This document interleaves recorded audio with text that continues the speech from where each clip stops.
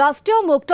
বিদ্যালয় শিক্ষা সংস্থাৰ অধীনত DLEDৰ উত্তীৰ্ণ প্ৰাৰ্থীসকলৰ প্ৰতিবাদ সচলত প্ৰতিবাদ সাব্যস্ত কৰিলে উত্তীৰ্ণ প্ৰাৰ্থীসকলে উচ্চতম ন্যায়ালয়ৰ এক ৰায়ৰ পাছতেই বিপদত প্ৰায় 1 লাখ উত্তীৰ্ণ প্ৰাৰ্থী প্ৰতিবাদকাৰীসকলৰ দাবী দুবছৰীয়া DLEDৰ সমপৰ্যায় ঘোষণা কৰাৰ পূৰ্বে মুক্ত বিশ্ববিদ্যালয়ৰ অধীনত উত্তীৰ্ণ প্ৰাৰ্থীসকলক এতিয়া আমাৰ প্ৰায় 5000 মানুহ আছে যিসকলে টেট কোৱালিফাই হৈছে কিন্তু চাকৰি পোৱা নাই আৰু বাকি টোটেল 65000 NIOS DLED সংলগ্ন কৰা টেট কোৱালিফাই নোহোৱা প্ৰাৰ্থী আমাৰ লগত আছে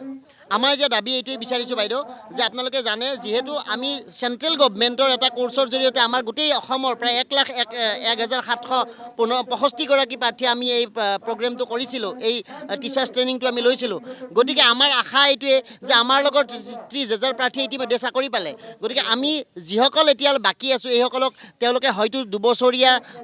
আমাৰ 18 মহীয়া কোৰ্চটো দুবছৰীয়া কৰাৰ কাৰণে এখন গেজেট পাব্লিছ কৰক অন্যথাই আমাৰ কাৰণে এটা ব্ৰিজ ক্ৰছ কৰাই হ'লেও আমাক নিযুক্তিৰ ব্যৱস্থা কৰক আপোনালোকে জানে যে আজিৰ পৰা এসপ্তাহ আগতে আমাৰ ডিগ্ৰী থকা প্ৰায় 24000 জন প্ৰাৰ্থী ইতিমধ্যে চৰকাৰে নিয়মীয়কৰণ কৰি পেলাই নতুনকৈ নিযুক্তি দিছে যদি তেখেতসকলক দিব পাৰে আমাক দিব নোৱাৰাৰ কোনো কাৰণ নাই